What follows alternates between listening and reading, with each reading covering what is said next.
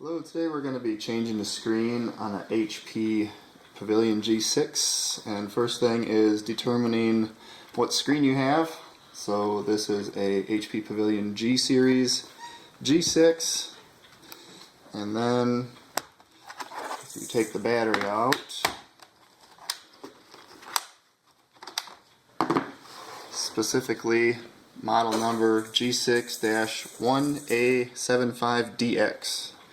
And on laptopscreen.com, it's pretty straightforward for selecting your screen.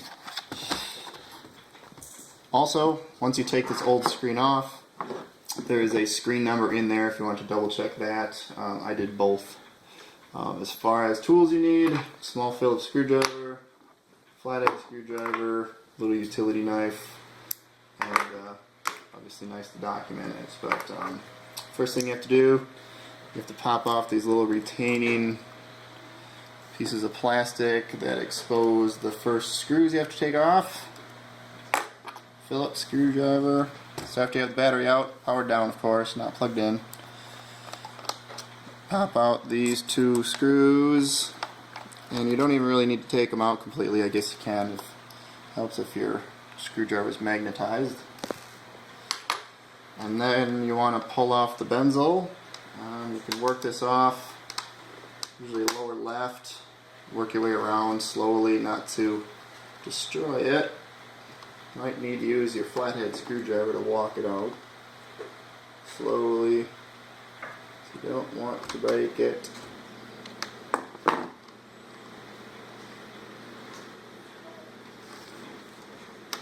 Come on now,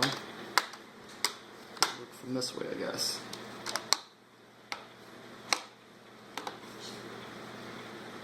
We'll just slowly walk the benzol off. There we go, just about up. Alright, so that is off. And so I'm not a professional computer technician. This is actually my first screen removal, but it seems pretty straightforward. I've done a lot of other computer repairs with all personal stuff. So next thing you need to do is there's 4 screws that retain the screen. There's 2 on each side. I found it a little easier to loosen these top ones because it's easier to get at the side screws.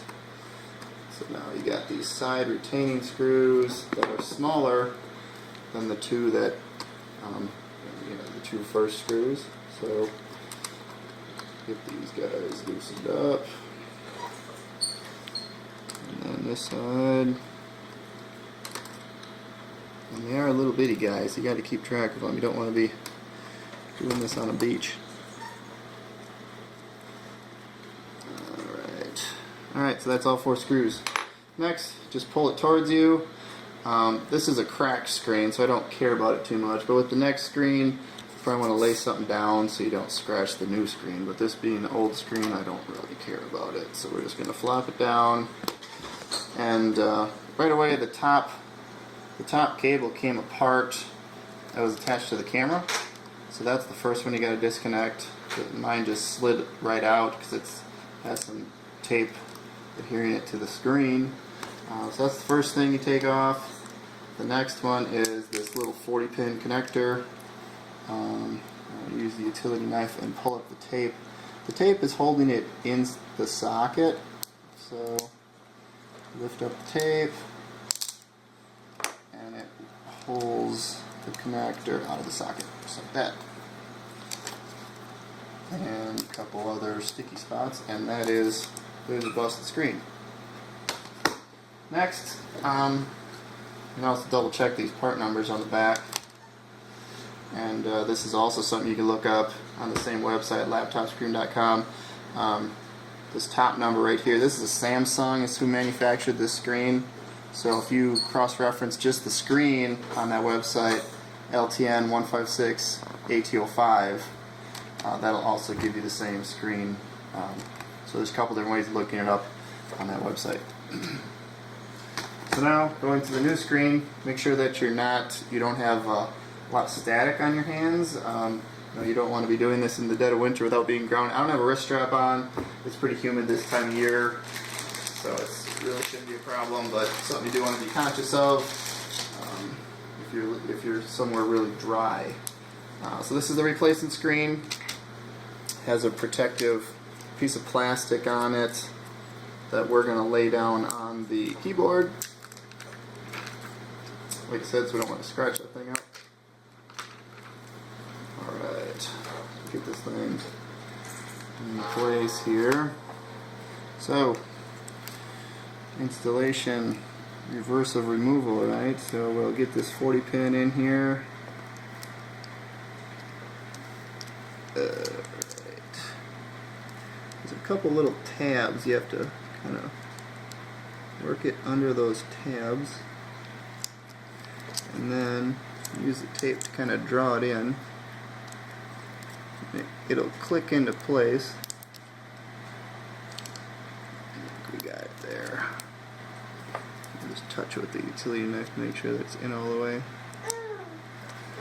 It seems like it's in all the way. Okay, so lay that down, and then let's get our camera connected back up. And there's a little ribbon that you use to draw that in. You can feel a small click. Next, lift the screen up into place. And it's an exact fit, which is always the bonus, right? And now get those 4 side screws back in.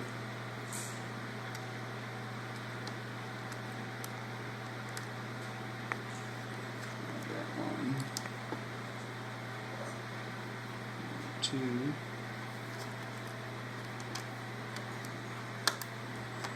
Get down there. Alright. Come on.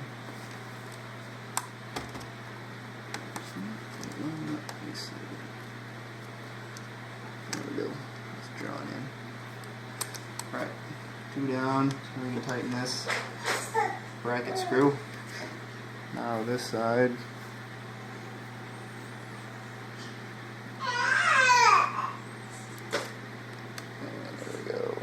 Alright, 3 down.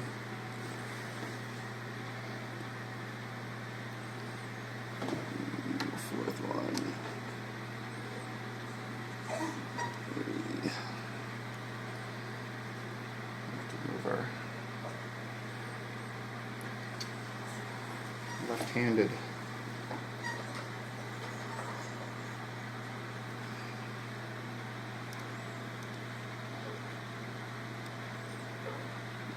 Right in there. There are tiny, tiny screws.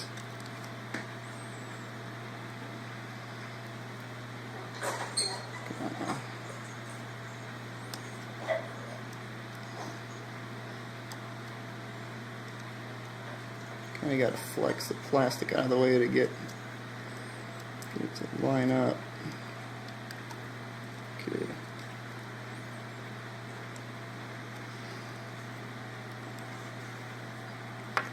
Alright, almost got it here. Alright, so that's number 4.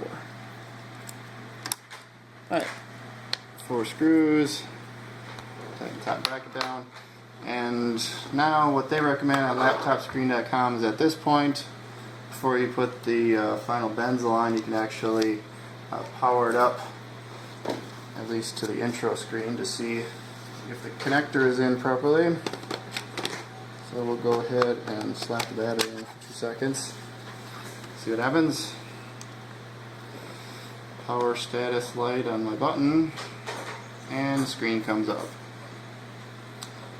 Alright, so that looks good.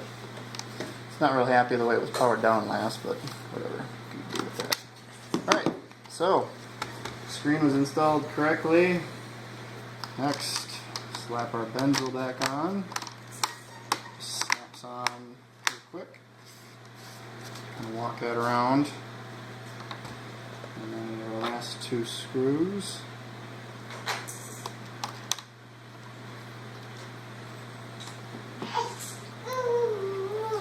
And I'm probably not going to put those little plastic tabs back on. I don't know, I don't really see a point in those things, but if you want to make it final, you know, professional, these little tabby guys would fit back on here.